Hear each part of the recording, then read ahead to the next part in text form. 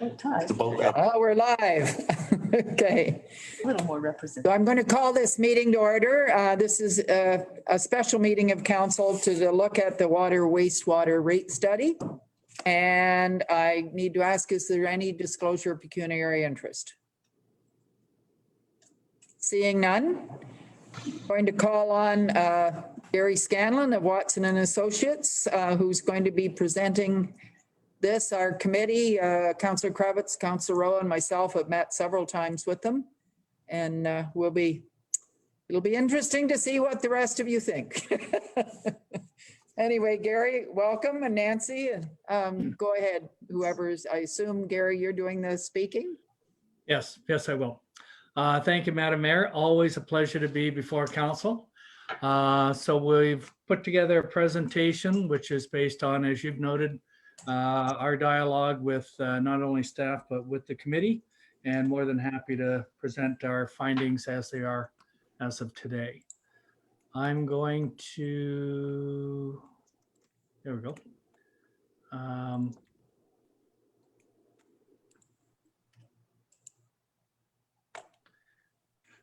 I'd ask if you can see my presentation now. Yes, we can. Okay, there we go. And I'll just try and minimize that. There we go. So we'll go through a number of different steps through the presentation. And so you can see that how we've approached all aspects of developing the water and wastewater rates. Obviously, we've got capital infrastructure, both replacement as well as new growth to service that we'll be talking about. We've got operating costs. We've got, want to talk a little bit about potentially changing the structure of the way that you impose the rates, and then we'll come to the end.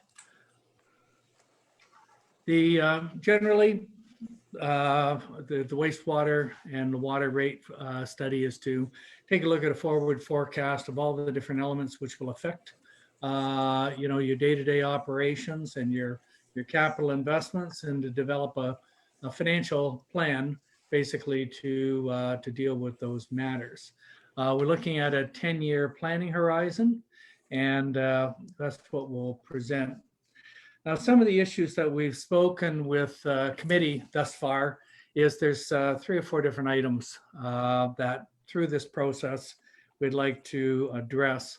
One of them is that you've been running deficits for the last few years, and it's estimated that, and this is on the water side, not the wastewater side, but we're estimate that you're probably about $1.16 million in the negative by the time we hit the end of the year. So obviously this escalation has to be addressed. We don't want to allow this to carry on, and we need to develop the plan with the rates in order to basically pay down the deficit and bring you back into a positive realm. So we'll talk about that as we proceed. We've talked about revenue stability. There's significant expenditures that have to be made. And depending on the rate structure you choose and the way that you set it up, the revenues can either be somewhat subject to variability. Let's say this year you have a very wet year and people aren't consuming as much water, then your revenues obviously drop. If it's a very dry year, you have a tendency to increase. But depending on how you set up your rate structure, we can enhance the stability in order to minimize the variations and the fluctuations from year to year. With the committee, we talked about a change in the billing cycle. Right now you bill on a bi-monthly basis, so every 2 months, and that includes your water and wastewater expenditures. During the summertime, that can be quite an expense because that's generally when your increased volume going through the water meters, and just waiting for 2 months can be quite an expense. So we've looked at the potential of going to a monthly billing cycle. Makes it a little bit easier for the residents to pay in smaller chunks. And as we go through, there's a significant amount of infrastructure that has to be constructed to accommodate growth.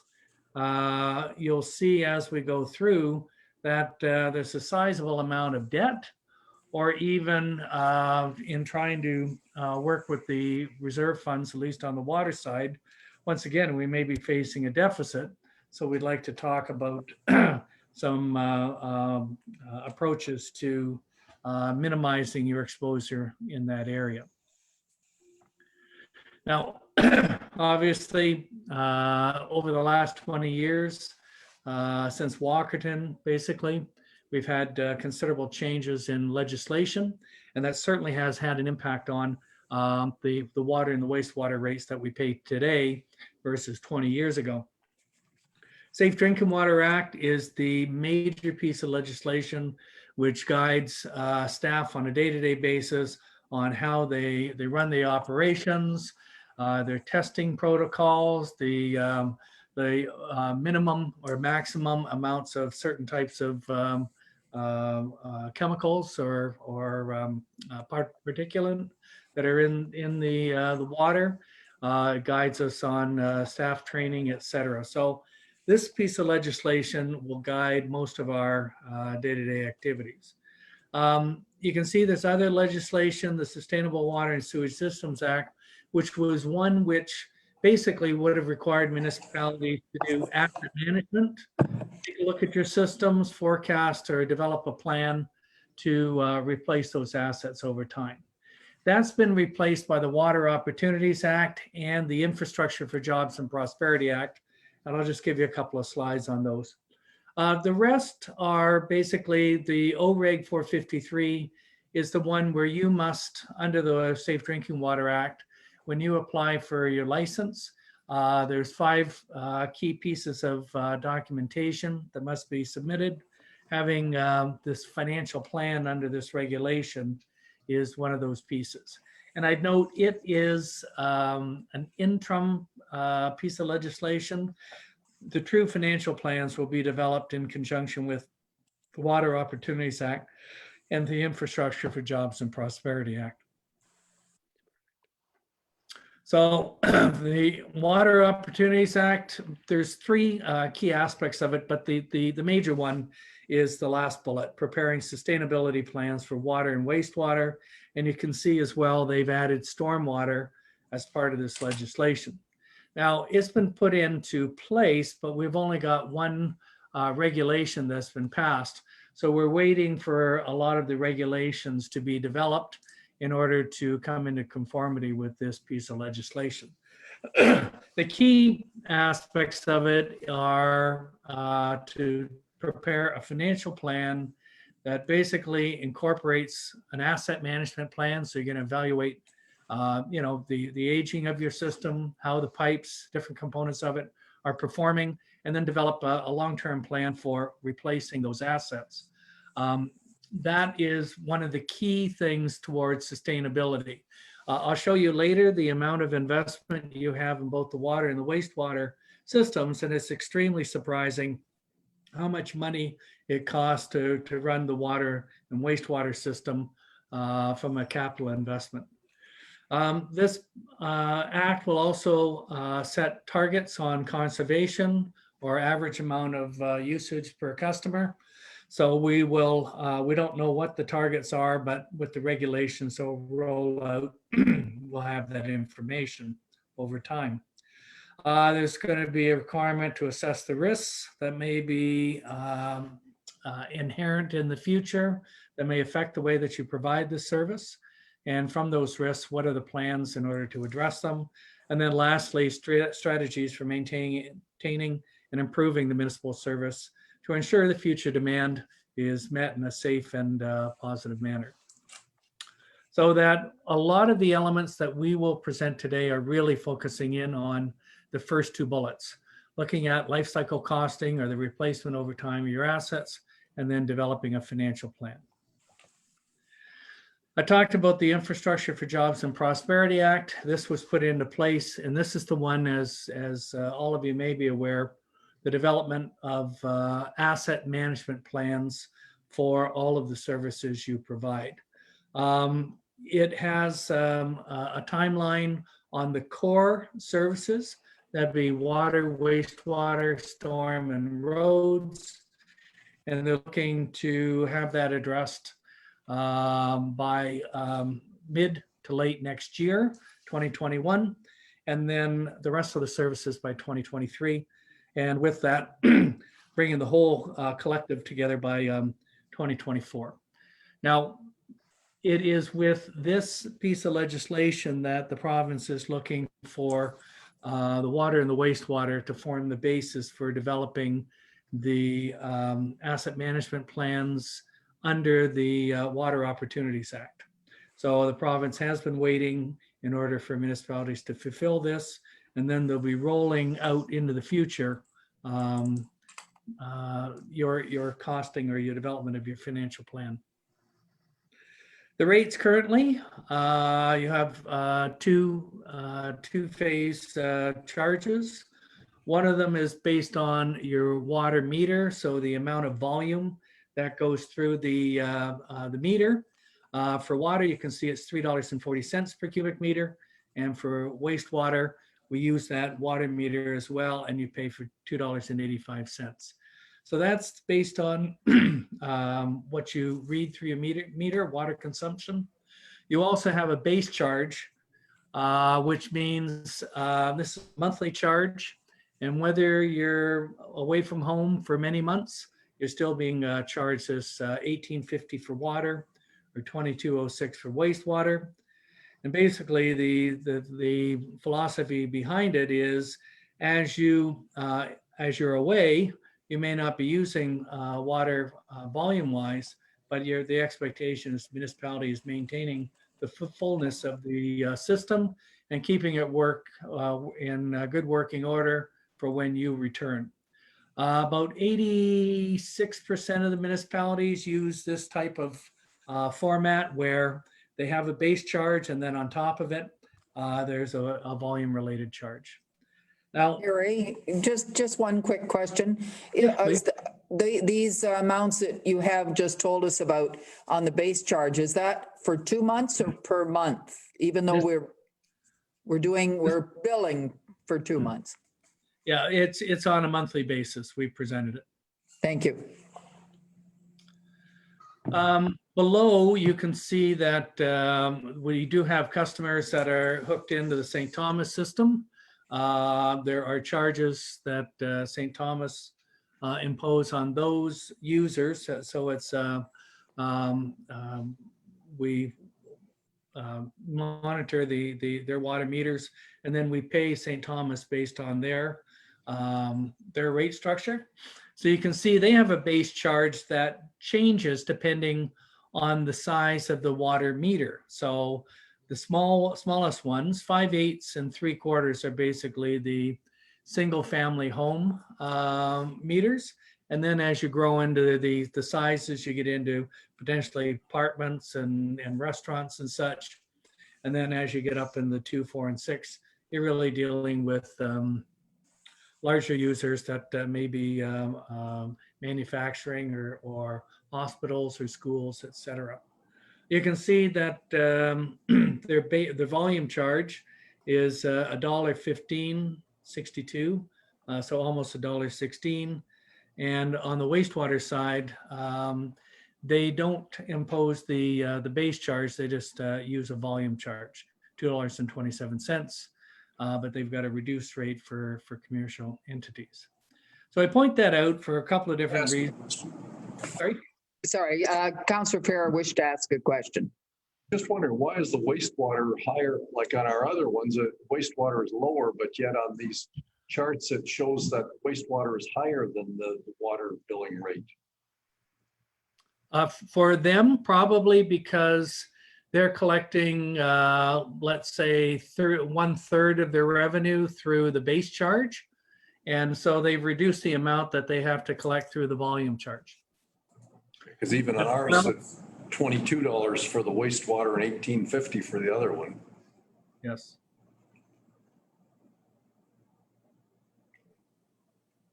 Sorry, is that an observation or question? Sorry, I missed that. I was just wondering why it would cost more than the base water rate was $18.50 and the base wastewater billing was $22. I'm just wondering why it's higher than the water rate. It could have been over the years. At different times, you've had different pressures, some of it on water and then some of it on wastewater. So the wastewater may have been increased in order to resolve a problem that you had at that particular point. So 10 years ago, you may have had to increase it in order to generate the revenues you needed to pay for the system. So I'll just leave that there. This is the structures. We'll come back and talk a little bit about St. Thomas. It influences obviously your operating budget as well. We'll talk about their rate structure versus yours as one of the alternatives that we had discussed with the committee. When we look at customers, we have in total about 4,100 customers. Just under 900 are serviced through St. Thomas, and the residual 3,200 are the water customers are Central Elgin metered and serviced. And as you can see, we've got only about 80% of the water customers receive wastewater. Fairly common. Not all your customers are using the wastewater service, so we have a reduced volume and a reduced customer base to recover those costs on. We've looked at average utilization or usage of through the meters over the last few years, and we've averaged those usage. So on average, you have a customer consuming 147 cubic meters of water per year. So we've used that figure as in order to assist in forecasting. And you can see this top area is really our growth forecast. We would see additional users coming on to the system, and they obviously help to contribute towards the water bills. They have an impact on increasing, in some cases, the costs, but they also make contributions towards some of the infrastructure and such. So you can see we've ranged the users growth from about 116. It increases a little bit and then it drops down towards the latter part of the forecast. And I just point out that if you see this 2020 figure, and you can see we identified the potential for 116 new users by the time we hit the end of the year. What we do in forecasting is recognize the fact that all of those users aren't there on January 1st. They'll be there hopefully on January 1st, 2021. But throughout the year, they're going to come on stream, some in March, some in June, some in August, et cetera. So we make an assumption that these customers on average would generate a half a year's worth of revenue. So the first year we recognize a half a year's worth of revenues just by multiplying it by 0.5, and then it jumps up for the rest of the forecast. And we continue that for each and every year. And as I say, we don't want to overestimate the customers and the water flows, because then that's how we tend to generate deficits. So for the customers, you can see the increases over time. And then you can see that we've multiplied that by 147 cubic meters. And that gives us the new volume flows that we would expect to be not only billing for, but obviously in some cases you're purchasing water through the secondary systems, and you have to pay on an operating budget basis to those operating systems for these new volumes. So this middle graph just says, okay, here's the existing number of users, and then we've added the new users on the bottom to give us our total. We will use this information to help estimate the base revenue that we talked about. And then on the bottom here, this is the volume. and we use the volumes to calculate the volume rate. And as well as I say, we use that information to also generate expenditures for what we're purchasing through the primary and secondary systems. On the wastewater side, very similar to the prior slide. It's just that you can see there's less existing customers and less volumes. As I've noted, rate stabilization reserve, as of the end of 2019, we were running a deficit of about 830,000, and we would expect that to increase to about $1.16 million. So one of the first things we're doing is to ensure that we have balanced budgets, and then putting into play a plan to basically reduce that deficit, pay it down, so we get ourselves back into a positive basis. We can see that with the development charge reserves, there are zero balances, and that's because there's debt charges, and the money that's being pulled in is being taken back out in order to address the debt. So it's something that as well we want to address, because as the added growth expenditures have to be incurred, we'll be issuing more and more and more debt. And in some cases, we'll see the water reserve will be getting into a negative balance into the future. So it's something that we have to address in developing our financial policies. So the capital infrastructure is a blend of growth related coming from the development charge study, as well as repair, replacement, renewal. And that's generally your asset management, and that's coming from staff monitoring and testing and overseeing the system. The capital plan for water is for the next 10 years is about almost $8 million. You can see that at the top here, we've got a lot of replacement costs associated with the existing infrastructure. We've provided for some studies, and then on the bottom, this is the growth related costs. Now, not all of these costs are funded by development charges. There are some of them which have a benefit to the existing as well as a benefit to growth.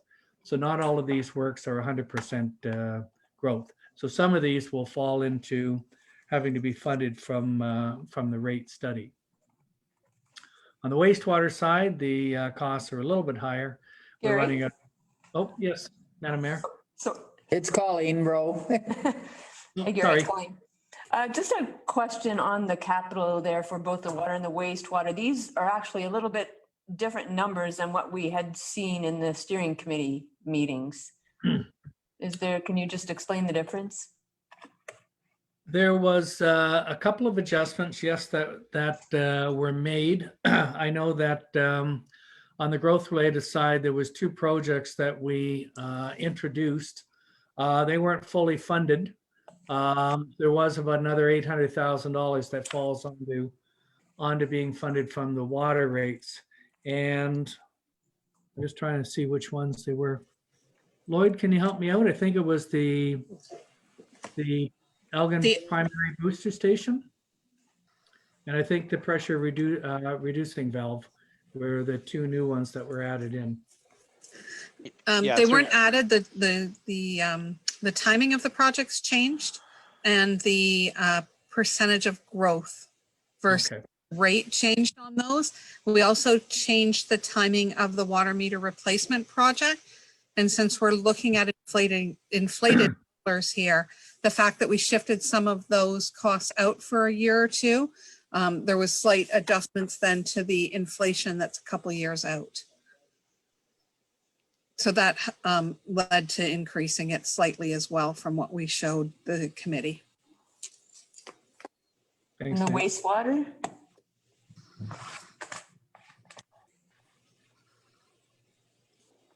Mr. Leach?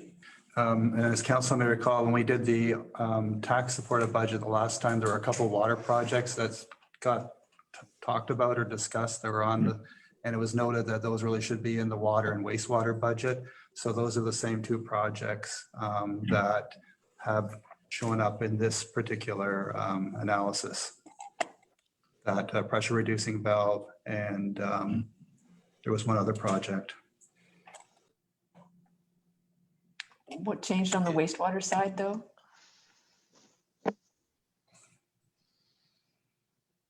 Mr. Perrin, were you wanting to speak?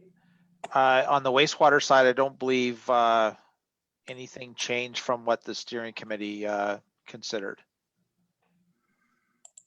On the water side, it was those two projects, the booster station, water booster station on the Port Stanley secondary line. So that's the line that feeds the water tower in Port Stanley, which provides water to the village of Port Stanley as well as Union.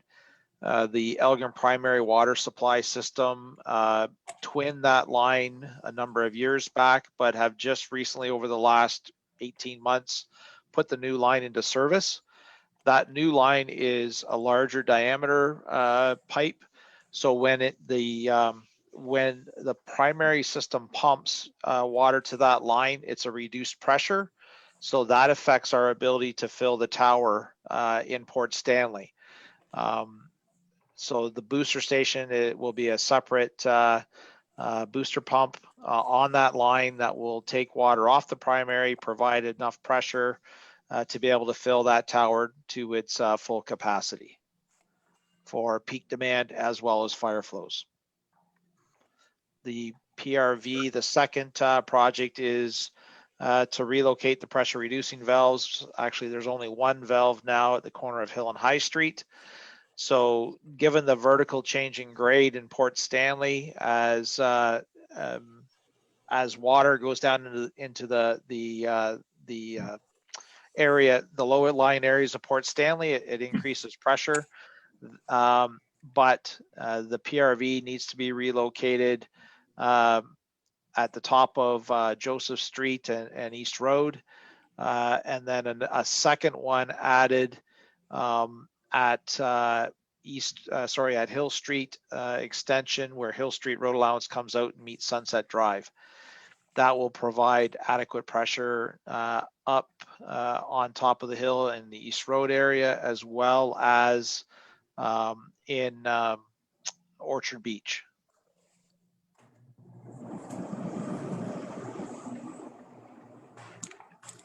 Thank you. Thank you. Okay. Go ahead, Gary. Thank you. So as we've talked, there's not a lot of magic when it comes to financing.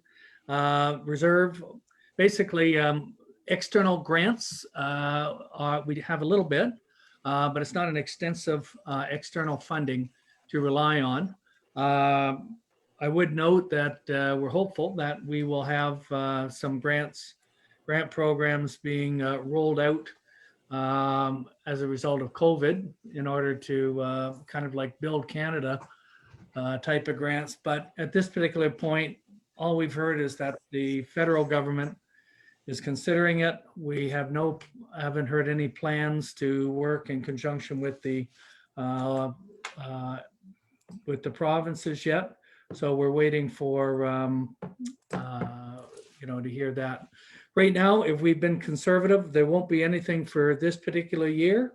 If subsequent to this, we do get some grants to assist in funding the projects, we could make the appropriate adjustments. But for next year, there's no grant program that's available. We wouldn't be expecting any assistance for those projects. So then we're relying on, for growth-related projects, development charges. But as I've noted, and as we'll talk about a little bit later, we're having some problems with cash flow, and we need to have a chat about that. And I'll revisit that towards the latter part of the presentation.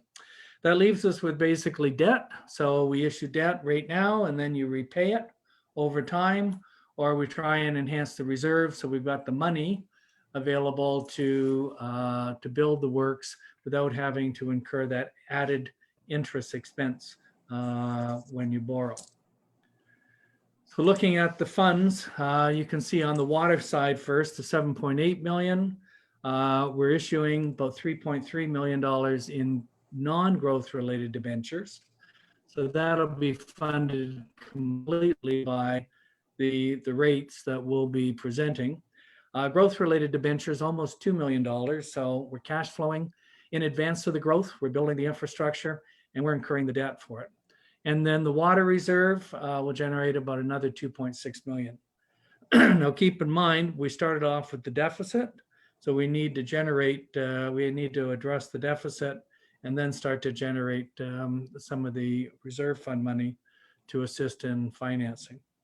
You can see on the non-growth, we've got, on the wastewater side, we've got 459,000. So not much from the debenture side, the non-growth, but you can see we have a sizable amount of growth related debentures to issue. So we've got about 11 or $12 million of total debt, or sorry, 15 million of total debt. And with the sewage treatment plant that you built recently, and the debt was issued on that, about $11 million. You've got the fire station in play. There's been a fair amount of debt that's been issued. So we're reaching a point where we should start to be cautious on how much more debt that we're issuing.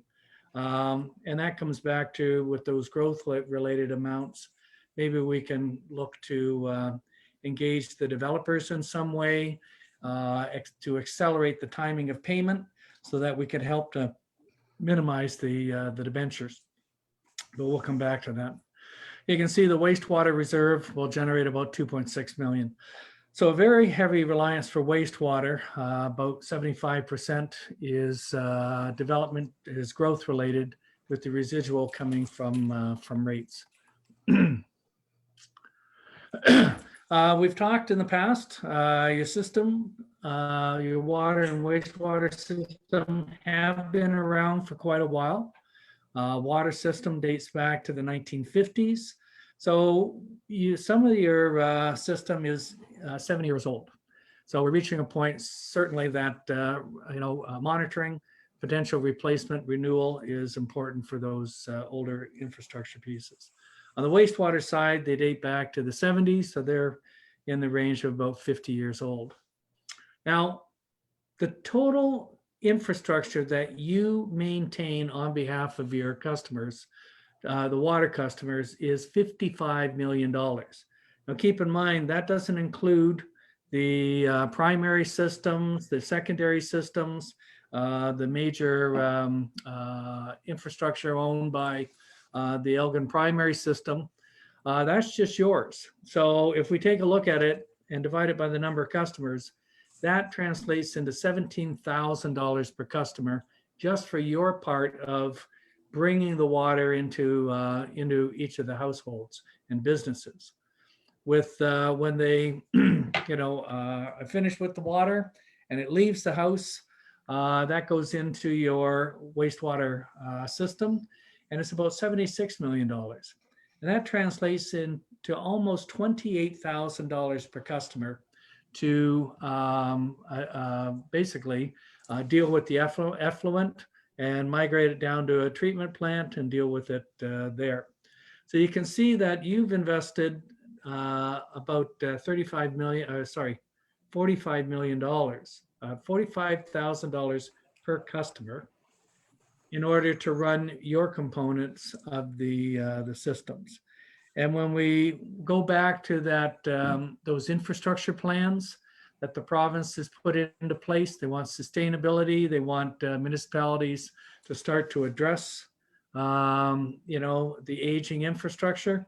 You can see when you're represented on a per customer basis that those costs are extensive and the systems are aging, and the province wants plans to be developed in order to, as best as possible, address those capital needs.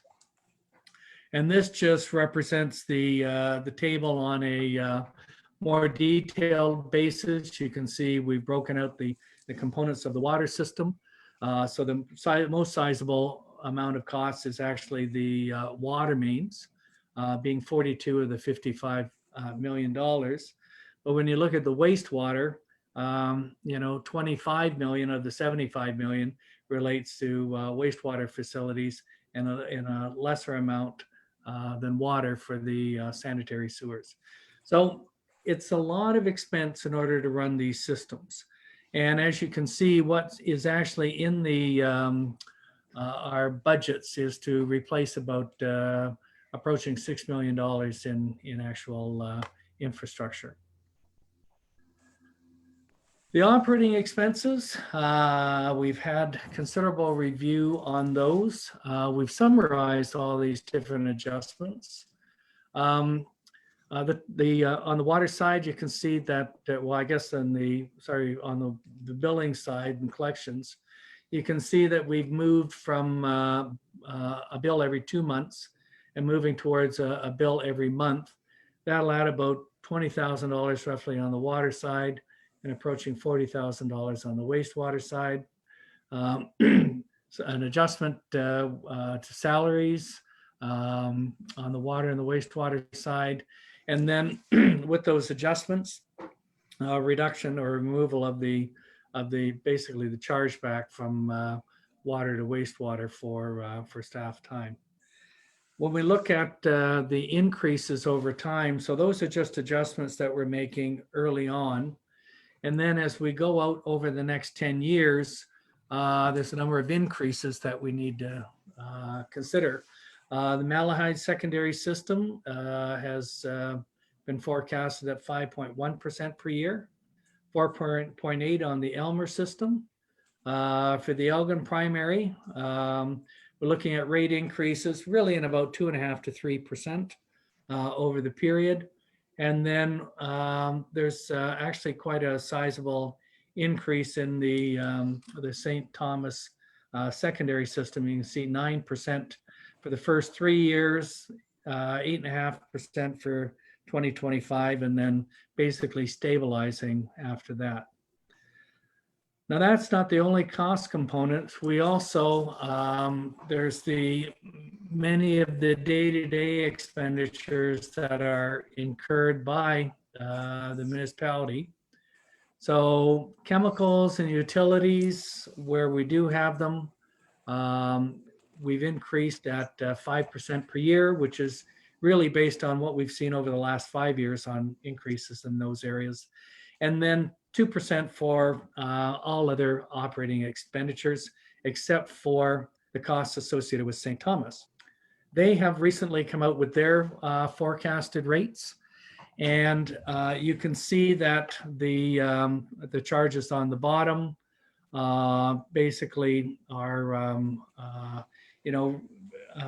a blended basis, around 5% per year and out until 2026, and then dropping down to about 4%. They've also got increases in their base monthly charge, and you can see, well, actually they've stabilized them. There's no further increases on their base monthly. They're putting all of the increases onto the volume charge. Now, with putting all that together, if we look at the totality of your budgets, for 2020, you had about $3.6 million, which was operating costs about 2.3, and then capital related, which are reserve transfers, debt. Those are about 1.3 million. Over time, you can see we're going to increase up into around $5.7 million by the end of the 2030. You can see that for the most part, the blue, which is the operating costs, is increasing a little bit faster than inflation, but where we see the most substantial increases in the capital side. So it's dealing with the debt, reserve fund transfers for water as well, paying down the deficit. On the wastewater side, you can see that your operating costs right now are actually lower than the capital component of the budget. And once again, the operating is going up marginally above inflation, but we've got a sizable increase in the capital related side of the budgets. So right now, we've presented the rate structures to you at the beginning, and you can see you've got one base monthly charge for water and a different one for wastewater. And it doesn't matter how big your meter is, everybody pays that charge. And you can see that in St. Thomas's case, they have a different charge as the meter gets bigger, so does the cost. So when we were working with the committee, we looked at a couple of different options. What would the rates look like if we continue based on the same rate structure we have today? Maybe the rate structures vary the base charge, and we try and hold the volume. Maybe we adjust the rate structure to put different emphasis on either the base charge or the volume rates. So we did all these different tests, and this was primarily for water.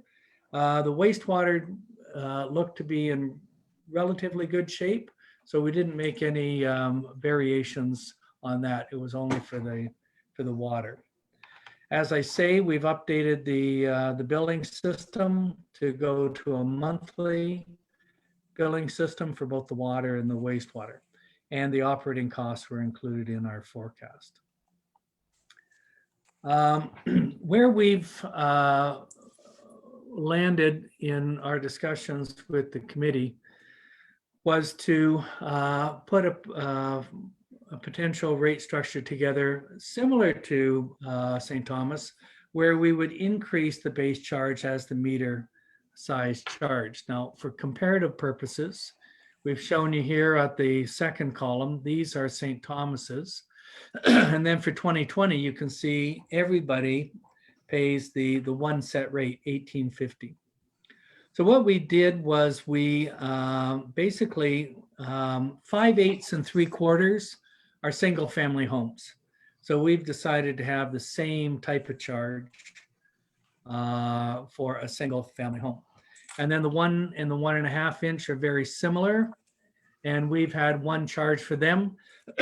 And then from there, we basically set the 2, 3, 4, and 6 at the exact same rates as St. Thomas. We have then from there moved forward to escalate those charges over the 10-year planning horizon.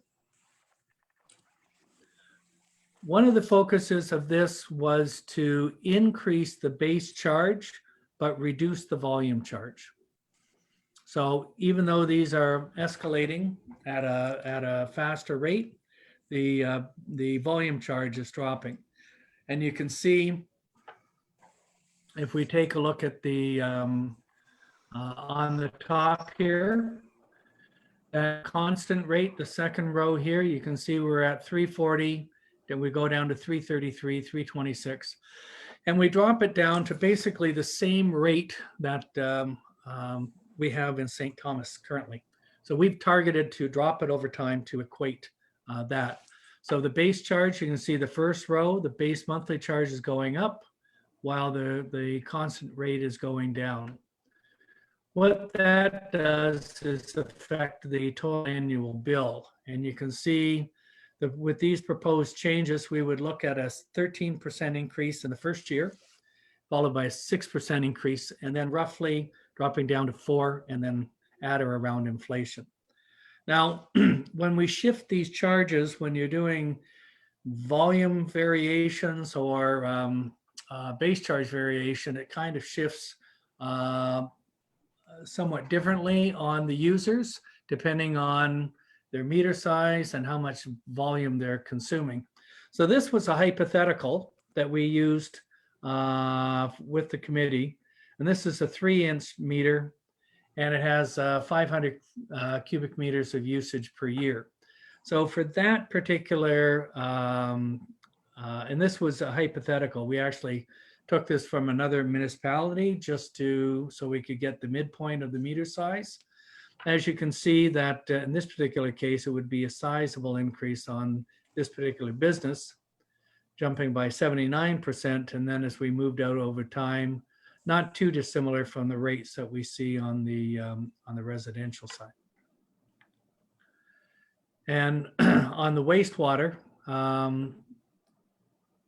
you can see that the increases are basically 15% for the first year, 7 and 8, and then they drop off from there. On the other example, we didn't put the notation to it, but this is that other example. You can see in this particular case with the wastewater, the changes wouldn't be as sizable for that hypothetical user, that 3-inch main. So if we look at combined bills, so this is totaling the water and the wastewater in those examples. So right now, a consumer with a small meter and consuming 147 cubic meters in 2020 would pay $1,405. Our proposed adjustment, once again, this is the combined bill, annually would jump up to just over 1,600 and then go to 1,700, 1,871, and then would slowly incrementally change from year to year. You can see in this particular case with this hypothetical, they would face a 45% increase and then moving to 7.5 over time. So we had used that as that example one as a bit of a surrogate for the committee. And then we also looked at a few of the actual water bills for the large users within Central Elgin. So the top one gives you the combined bill for the OPP station. So this is both water and wastewater, and they have a 2-inch meter and they consume 2,200 cubic meters of usage. So in their particular case, they would face a 6% increase and then a 1% increase, and then basically flatten out over the rest of the forecast. They'd actually dip down a little bit. And that's because we've jumped up the cost on the meter size, but over time we're dropping the volume charge. So they've got a sizable amount of volume, but we're dropping that part of the bill. So they're actually over time would drop. And we see a very similar thing for the Elgin County facility. They've got a 2-inch meter and they've got 2,500 cubic meters of a year of usage. So their patterns are very similar to the OPP. Now, if we look at the St. Joseph Hospital, Healthcare Center, you can see they got a 6-inch main and 2,300 cubic meters of usage. In their particular case, they will jump up by 39 and then 5, 4, and flatten out at about inflation. So it depends on the nature of the meter size and the volume, how this proposed option would affect the different customers. Now, one thing I mentioned was we are in a sizable deficit, and those rates that we presented to you are looking to pay down that deficit by 2024. So we need to address this over the next 5 years. On the latter part of the forecast, we then moved ahead to try and build back up the water reserve. You can see we've used a couple of $1 million. So we need to get the money into the reserve in order to help finance the infrastructure. So in the first part of it, we're paying off the deficit. The latter part, we're trying to get some money to pay the capital.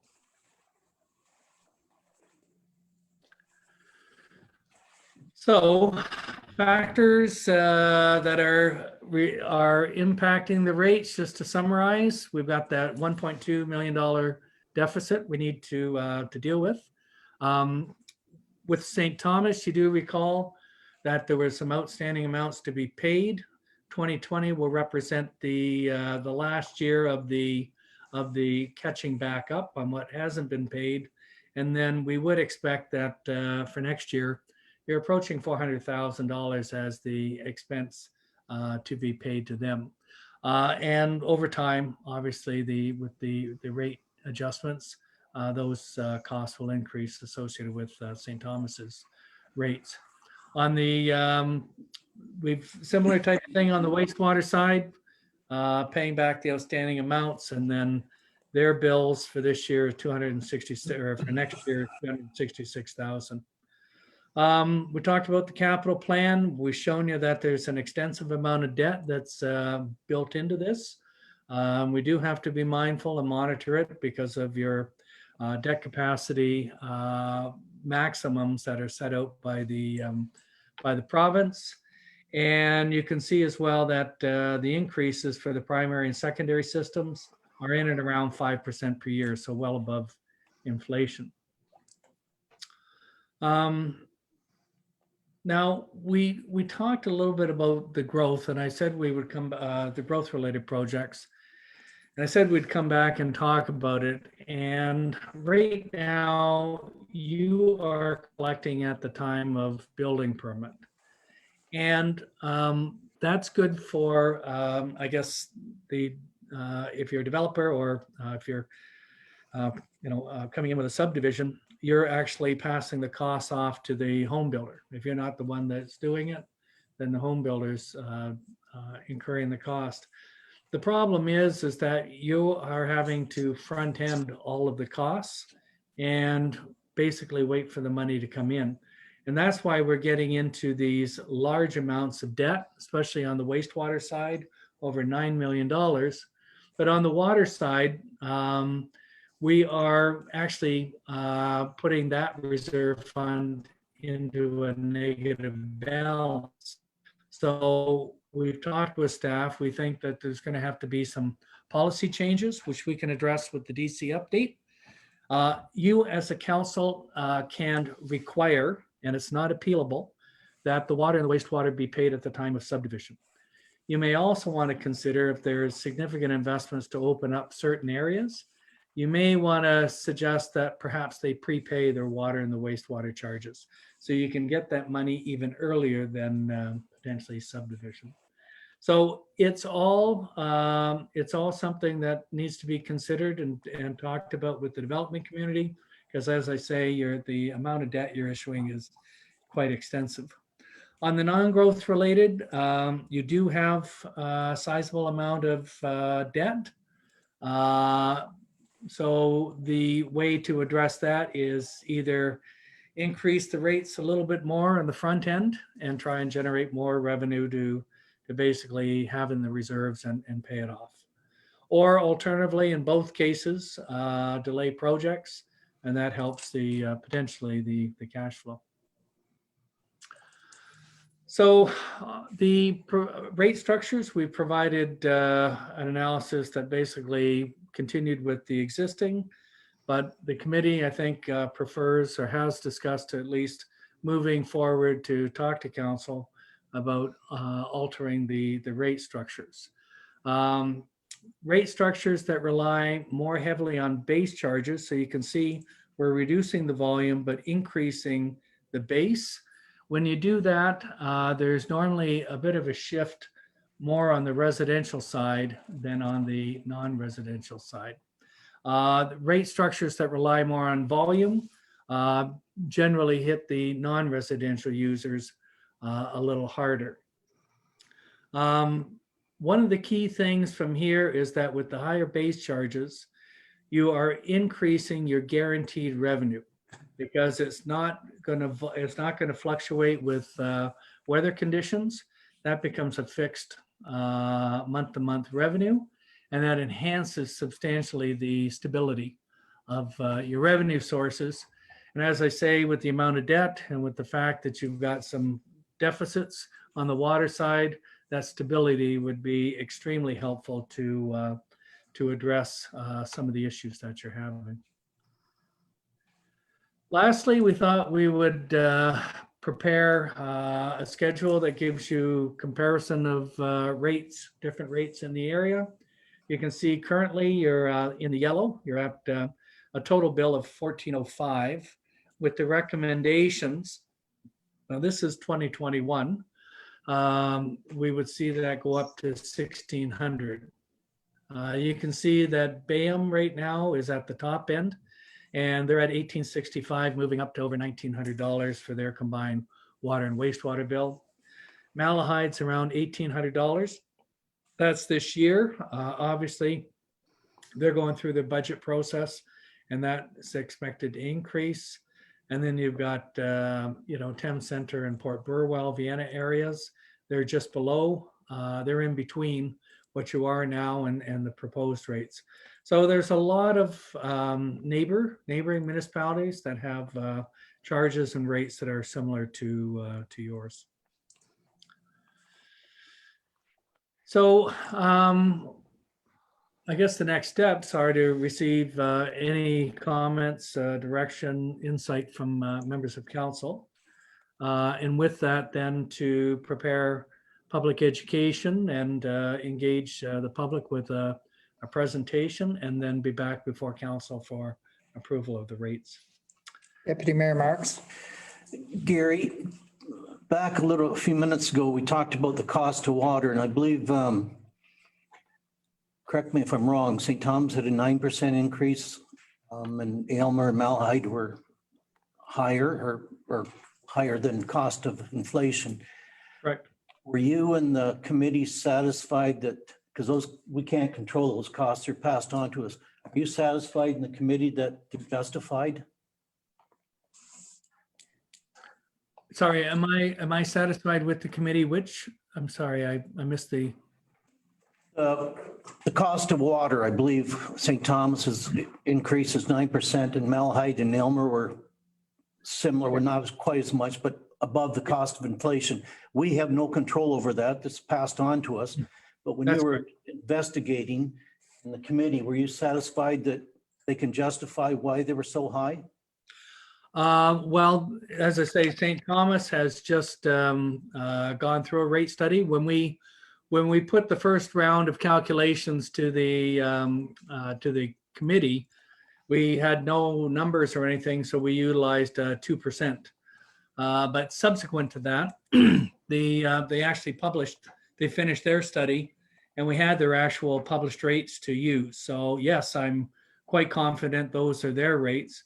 And with the Malahide secondary system and Aylmer secondary system, those are the prevailing rates increases right now.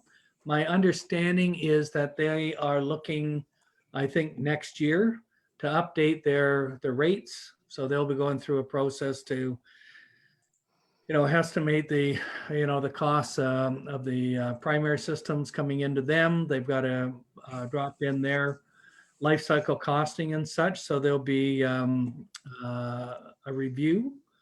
I do not think that it'll be significantly, it won't vary from like 4% to 10%, but there may be slight adjustments that will arise. Go ahead, So that'll be Deputy Mayor. before later. I guess the point I was trying to make, that some of those costs are beyond our control. And as long as, they're struggling, I'm sure, same as we are, I think the ratepayers, residents have to realize that that is the true cost. We don't like it, but we have to deal with it. Good point, Counselor. And I think that what you're seeing is in their rates, they're having to deal with the asset management and the changing legislation exactly the same as you. And that's reflective in the rates that they're charging. I think another thing that we need to realize that we're losing money right now with St. Thomas because the psych hospital, they're paying, like St. Thomas's has a much higher rate because of their 6-inch, and yet we're having to make that difference up because we're only charging them the low flat rate and we're making up. So we're losing money on any of these ones with larger, the 2, 3, 4, 6 ones. And that would include, we have a few properties in Central Elgin that are like that, but the hospital over here is probably the biggest. But our schools are like that too. So anyway, that's just so we feel that that's important. That's why we're recommending that we go to the meter size based on the meter, so that St. Thomas, we're not losing money on providing water to those facilities. Councillor Fair. Just knocked the wind out of me in Ward 4, I mean, it's going to be a tough one when we're paying almost double what St. Thomas pays 2 blocks over. I know our rates in Central Ogden as a whole are higher because we've got a lot more piping and the residents aren't so close together, but oof, this is one heck of a bill.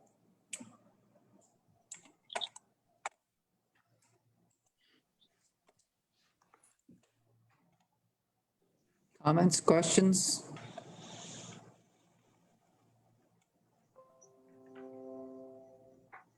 It is a difficult bill. It just that we live in a rural municipality that, you know, we don't have the number of people to spread the costs over.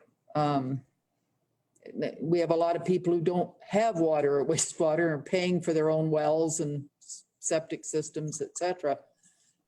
It does make it difficult because we just don't have the numbers that St. Thomas does. Plus, St. Thomas would have everybody on water and wastewater, which would balance things a little better as well.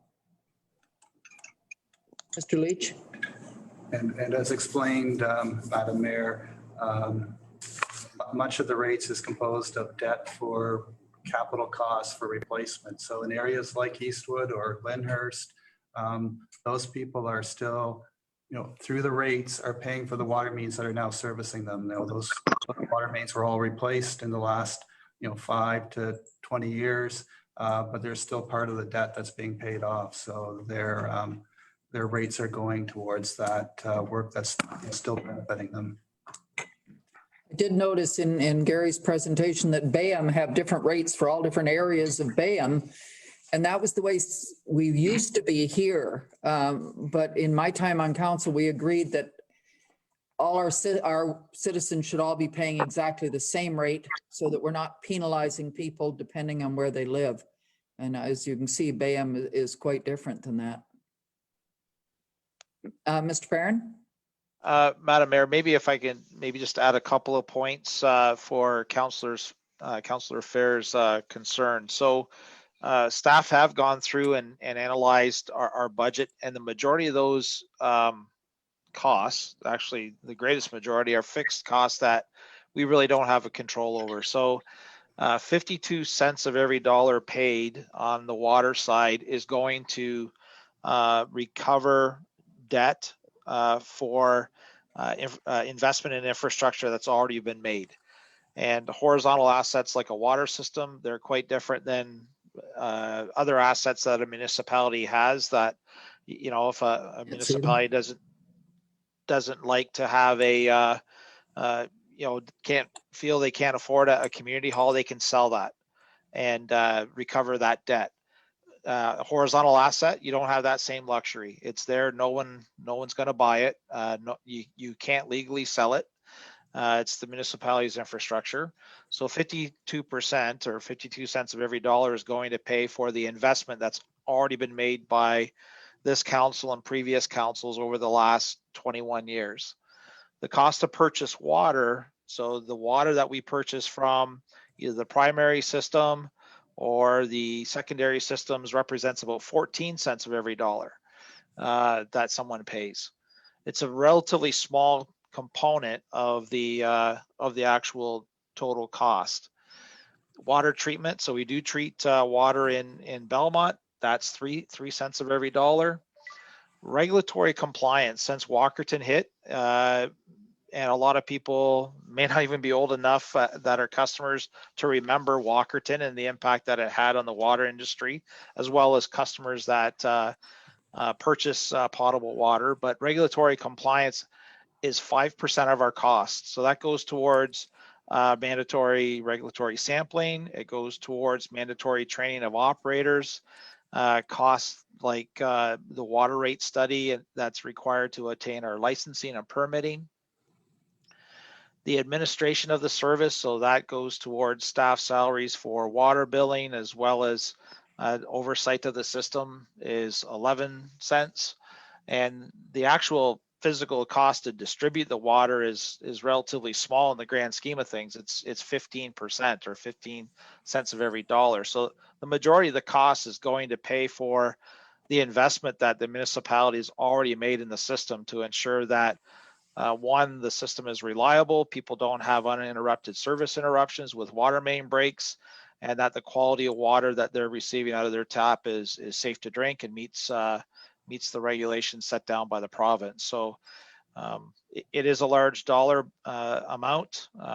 However, when you compare that possibly to other utilities that you might pay, like your cable bill, it still is less than most people's cable bill per month that they would have to pay. Deputy Mayor Marks? If memory serves me right, a year ago, we froze the rates, did not put on the increase. This year. Sitting here now, we've made the problem worse. Am I correct?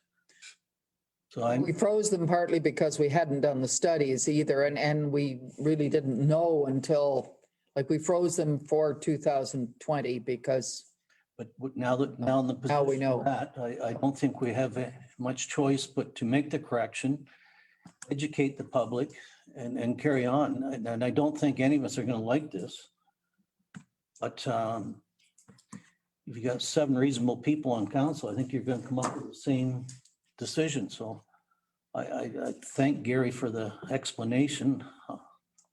Wasn't really pleasant news, but it was expected. So I think it's our job now to try to explain to the public why we have to do this, because I think we really do need to do it.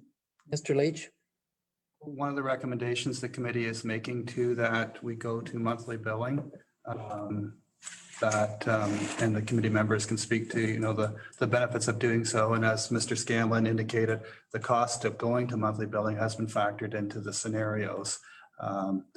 That's a decision that if we're going to start in the new year, and the soonest we could start at this point would be for March, and Mr. Brooks can speak to sort of the timeline for that. But if we were going to do it, then either we need a decision from council to do the monthly billing either tonight or at next Monday's regular meeting at the latest for that timeline to go forward. And part of our reasoning there was St. Thomas bills monthly.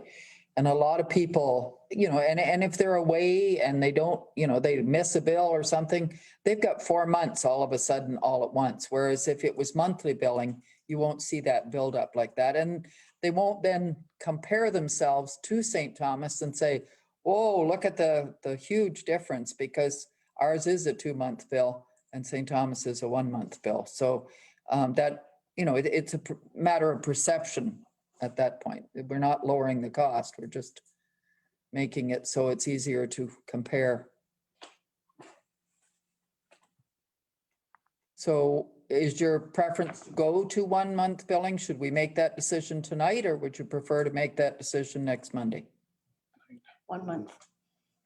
How many? Okay, so looking, Mr. Leach, like everyone's in favor of monthly billing? There is a motion prepared. Go ahead. Would you read the motion then, Mrs. Wilson? Madam Mayor, I would need a mover and a seconder. Fiona and Bill moved. Second.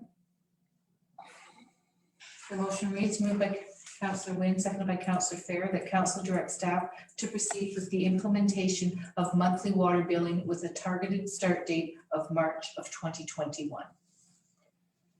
Call the vote, please. Councillor Cook?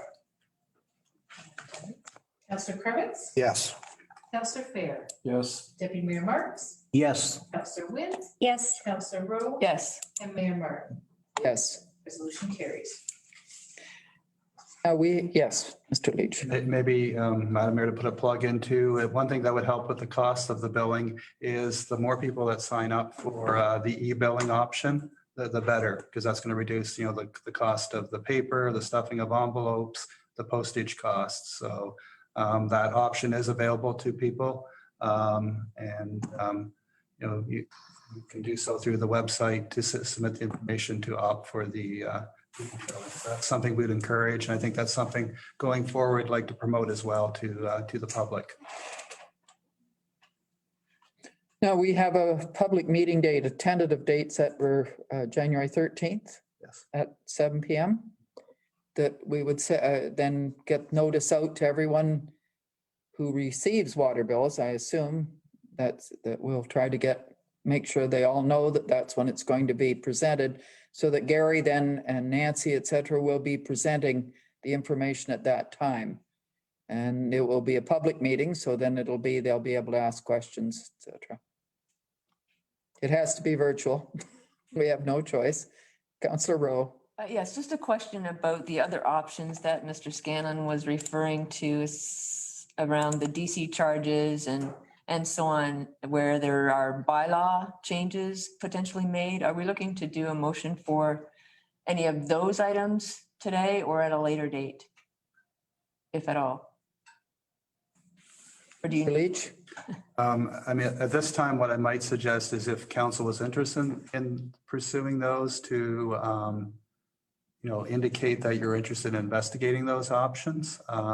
Because as Mr. Scandlan indicated, that might involve some dialogue with the development community. Where there's already existing subdivision agreements in place, then the financial arrangements are already locked in between the municipality and the developer. So it'd be something that would apply going forward. As I say, would suggest that there be some dialogue with the developers because they have to make their financial plans for their subdivision. And if they're planning to pay something at a certain time and at the last minute we tell them something different, then that's going to throw things off. So the sooner we can indicate that we're changing our strategy, the better for them. But dialogue would be, the preferred course, initially. But certainly if council was interested in pursuing those, then staff could come back with, a report to council as to what would be involved in those various options that were identified in the Watson presentation. Councillor Rowe or Councillor Wynn, sorry, and then Councillor. So you need direction from us tonight then for those reports? To bring the reports Bring the back. reports back. That's what I would suggest.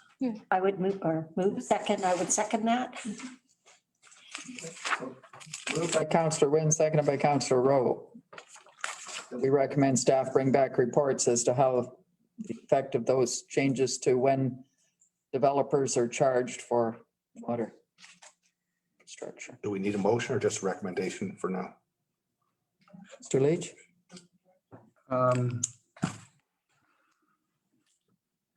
I think maybe just a show of hands or consensus might be adequate. Okay. Everyone in favor of that? Thank you. So we're directing staff then to bring back those reports, and we're not doing it as a motion. Any other questions tonight? We still have Gary on. And Nancy? Yes, Councillor Wynn. Well, just with regards to the suggestion with development charges and recovering that those monies with the plan of subdivision. I was just wondering, that's obviously already happening, and just if there was any ideas as to how developers have been responding to it, if there's any knowledge of that. I mean, in other municipalities. Yes, in other municipalities. So go ahead, Mr. Perrin. So I can't speak to other municipalities, but for development charges, the municipality is collecting those at the time of permit now. So for example, if a new 20 lot subdivision goes in using round numbers, that developer will pay the development charges at the time of building permit, or the builder will. I believe what Mr. Scandlan is referring to are capital projects that are new, that are required to facilitate development. So for example, if we require a pumping station to facilitate a new development, then what Mr. Scandlan is referring to, and he can correct me if I'm wrong, is that the developer would be required to front end that cost and recover back at a later date, because that pumping station will not only service that one development, chances are it will service a number of developments and even existing customers, for example. So the developer would be front ending that cost and recovering back. In the past, the municipality has done that and recovered back, as people connect. So another item that council may wish to consider is that when new services are put into an unserviced area and existing customers connect up to that service, that they be required to connect and pay those costs rather than not have to connect and defer that payment. So, for example, Larry Hill and High Street, we service that area, and we've said that you only have to pay at the time of connection.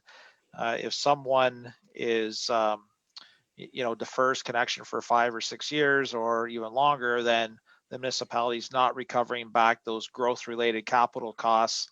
For example, the wastewater treatment plant or pumping stations that are there to service that area. Thank you.